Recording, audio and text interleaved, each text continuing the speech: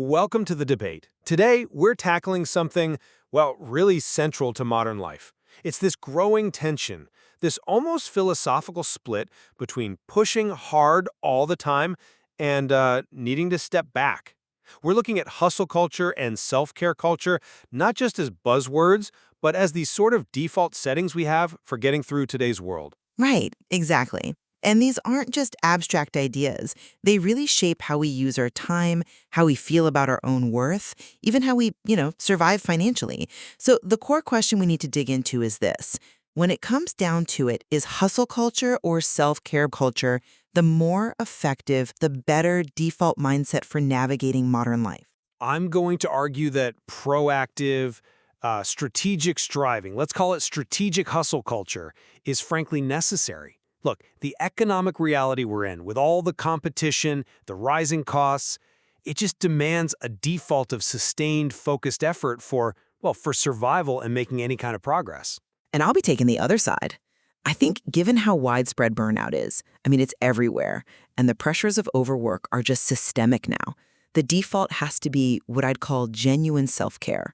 So sustainable well-being, prioritizing health, setting boundaries. These aren't optional extras. They're actually the foundation you need for any kind of long-term resilience, for actually functioning effectively today. Okay, so let's start with the basics. The economic necessity. Let's be honest, just coasting, that's becoming a real luxury, isn't it? Something most people can't really afford anymore. When you look at the actual numbers, inflation, student debt, the housing market is just astronomical. You see younger generations needing multiple jobs, side hustles, just to get close to the buying power their parents had with one stable job. This isn't just about ambition anymore. It's basic economic survival for a lot of people. I absolutely see the economic pressure, I do. But I think your answer, the hustle harder answer, it just accelerates a health crisis without actually fixing the underlying structural problems. If we make relentless striving the default, we're basically guaranteeing widespread exhaustion. My point is grounded in, basic human biology and long-term thinking. The real cost of chronic overwork, it's lost human potential, lost productivity. The WHO even calls burnout an occupational phenomenon, right? And it costs economies billions. So how can a mindset that pretty much ensures people break down physically and mentally be called effective? You can't just redline a machine constantly and expect it to keep running. I acknowledge the burnout issue is serious, very serious. But the alternative you seem to suggest, economic decline feels a lot more immediate, a lot more dangerous for many. My argument for strategic hustle isn't just about working hard. It's about adapting to market realities. We've got massive skill inflation, credential creep, needing more qualifications for the same job. Plus, automation is constantly shifting the goalposts. So, hustle culture, or at least the grit aspect of it, that researchers like Angela Duckworth talk about, it builds that adaptability you absolutely need. It gives you a kind of psychological edge. If your default setting is always pause, you genuinely risk falling behind. And the curve is moving faster than ever. But that assumes the main goal of our default mindset should be career acceleration, right? Above everything else? Maybe it should be self-preservation. When I talk about genuine self-care, I don't just mean bubble baths. I mean setting real, firm boundaries, prioritizing actual recovery, keeping that emotional balance that we know scientifically fights off chronic stress. And stress isn't just, feeling frazzled. It's physically harmful. It's linked to heart disease, depression, cognitive issues. So self-care ensures people stay healthy enough to actually have a long career, maybe 40, 50 years, and fulfilling relationships instead of just flaming out in their 30s. That's a strong point on the health side, definitely. But let's circle back to the economics for a second, because the sheer scale of the financial challenge kind of dictates the mindset needed. Take housing. Studies show millennials, for instance, might need to work something like 3 times longer than boomers just to afford a first home. Now, how exactly does a default mindset of pause and balance bridge that kind of gap? There's a real risk, isn't there, that if the focus shifts too far towards comfort, self-care culture just slides into complacency, or even a kind of escapism. There's even research linking excessive screen time, that sort of passive leisure, with lower life satisfaction. The comfort you're advocating for might not actually generate the security needed to reduce that deep financial anxiety that's causing so much stress anyway. I'm sorry, but I just fundamentally disagree with the idea that the answer to a crisis caused by huge systemic forces is just more individual effort. That feels like where hustle culture gets blinkered. It ignores the system. You look at the 53 million Americans working low-wage jobs, sometimes earning less than $18,000 a year? Telling them the solution is just to grind harder on their own? That feels insufficient, almost cruel. Hustling more doesn't fix wage stagnation at the policy level or broken housing markets. It puts all the burden back on the individual for conditions they absolutely did not create. It lets the system off the hook. I understand the focus on the system. I do. But while we're waiting, maybe years, maybe decades, for huge systemic changes on wages or housing, what is the individual supposed to do right now? My argument is about the most effective tool, the best lever an individual actually has access today. Waiting for the system, well, that can lead to a kind of paralysis, can it? Hustle, that proactive drive to learn, adapt, earn more. It gives people some control over their own situation. It's about controlling what you can control. Control, maybe, but it often comes at a terrible cost when people ignore their limits. And we need to reframe what you're calling escapism. Maybe it's actually necessary restoration. Think about elite athletes. They're the ultimate hustlers in a way, right? Always optimizing. But their training schedules, they're meticulously built around recovery cycles because they understand fundamentally that you cannot perform at your peak with planned rest. Recovery isn't dodging the strategy. It is a core part of the strategy. If we view workers as assets, which maybe we shouldn't, but if we do, then we have to invest in maintaining those assets. And let's look at the actual data on what happens when those recovery cycles get skipped. Hustle culture tends to glorify pushing past limits, sure, but the economic evidence, it shows that approach is actually pretty destructive. That Gallup data you referenced earlier, it found burned out employees take, 63% more sick days, and they're over 2.5 times more likely to be job hunting. So burnout doesn't just cost individuals their health. It costs companies billions in turnover, lost productivity, absenteeism, and in extreme cases like Karoshi in Japan, literally death from overwork, you see the ultimate tragic outcome. How can we possibly call a mindset that leads to physical collapse and people leaving their jobs the effective default? Look, burnout is absolutely the weak spot, the Achilles heel of relentless effort. I concede that. But I'd argue that this breakdown is the result of bad hustle, or maybe unmanaged hustle. It's not the inevitable result of simply striving. Strategic hustle, the kind I'm advocating for, involves setting boundaries too, managing your energy, optimizing your time, not just filling it. When it's done right, strategically, hustle builds real resilience, real agency. I go back to Duckworth's research on grit, persistence, sustained effort. These predict success better than raw talent often does. Hustle is basically applied grit.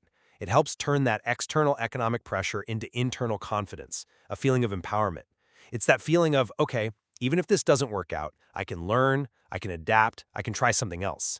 That proactive stance feels like the direct opposite of the anxiety that comes from feeling powerless against huge market forces. But that framing still seems to assume that the ultimate goal, the measure of a good life, is primarily professional achievement and economic security. It kind of reduces the complexity of being human down to productivity outputs, and that feels like a very high price to pay. Okay, before we dive deeper into meaning, let me just push back a bit on self-care culture itself, specifically how it's become so commodified. The self-care industry is enormous. McKinsey valued it at something like $1.5 trillion globally. That kind of suggests that the answer to real structural stressors like impossible workloads or financial precarity is just buying stuff. Spa days, mindfulness apps, expensive teas. That's not really deep restoration, is it? It feels more like consumerism wearing a wellness mask, just making people feel temporarily better about enduring unsustainable situations. Meanwhile, the actual security and stability you can gain through effective, strategic effort, through hustle, that can provide the low-stress foundation you need for stable relationships, for genuine connection, maybe even generosity. I couldn't agree more. about the critique of commercialized wellness. That's not what I mean by genuine self-care. Real self-care isn't about buying things. It's about making active choices. It's the choice to set boundaries, to say no to things that are exploitative, to value your internal well-being over just external metrics.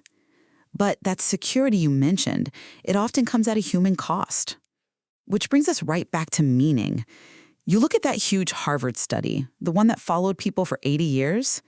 The clearest finding, overwhelmingly, was that strong, close relationships, not money, not status, were the biggest predictors of long-term happiness and even longevity. And why is that so relevant now? Because constant, relentless striving, it eats away at the time and the energy needed for those deep, trusting connections. So genuine self-care, in this sense, is almost a form of systemic resistance. It's about protecting our time, our humanity, our connections from being totally swallowed by productivity demands. I absolutely recognize the value of those deep bonds, no question. And yes, maybe economic stability is just a facilitator, not the goal itself. But we do need to touch on something we've kind of danced around, the issue of privilege baked into both of these mindsets. Agreed, that's crucial. Both approaches, at least in their idealized forms, can feel heavily dependent on privilege. Hustle culture sort of assumes opportunity is readily available, that if you just work hard enough, you can get ahead. And self-care culture often assumes you have the choice to prioritize rest, to take that mental health day, or even to leave a toxic job without facing immediate disaster. Think about a single mother working 2 minimum wage jobs. She likely doesn't have the luxury of either the time needed for a strategic hustle or the financial cushion for a self-care day. Right, and that's precisely why, for those people facing the most constraints, the hustle mindset, even in its most basic form, might offer more immediate practical value. Hustle, fundamentally, is about trying to maximize whatever chance you have for advancement, even in an unfair system. It's the strategy of working aggressively to maybe create just a little bit of margin, a small safety net, perhaps even to lift the next generation up slightly. Self-care for someone in that really tough position could potentially drift into a kind of resignation, a passive acceptance of circumstances, rather than the active effort needed to try and change them. Okay, we have definitely covered a lot of ground here. Exploring, the strategic need for effort versus the absolute imperative for sustainability, for self-preservation. And that core tension is still really clear, isn't it? My position remains that self-care culture, genuine self-care, has to be the default, because it feels like the only path to building a life that's actually sustainable and meaningful in the long run. It emphasizes health, relationships, and those essential boundaries that protect our basic dignity from being eroded by systemic pressures. And yes, I acknowledge the risks of complacency, the trap of commercial wellness, but protecting the human element feels paramount. And my position holds firm that hustle culture, specifically strategic hustle, is still the necessary default mindset for an individual trying to navigate the intense competition and rising costs that just define modern economic life. It provides the agency, maybe even a sense of purpose, needed to strive for progress and build some security. Burnout is the obvious danger, the inherent flaw, but I maintain it's something that needs to be managed strategically within a default framework that still prioritizes effort and advancement. So ultimately, it really boils down to a clash between maybe agency versus acceptance, or perhaps maximizing potential versus protecting integrity. I think that captures it well. Hustle culture basically says, look, if you don't keep striving, you will be left behind by a system that demands constant effort. And self-care culture counters, yes, but without rest, without boundaries, that striving will eventually break you, rendering all that effort meaningless. So the listener's really left to weigh whether getting through modern life requires more aggressive forward momentum or more judicious protective pauses.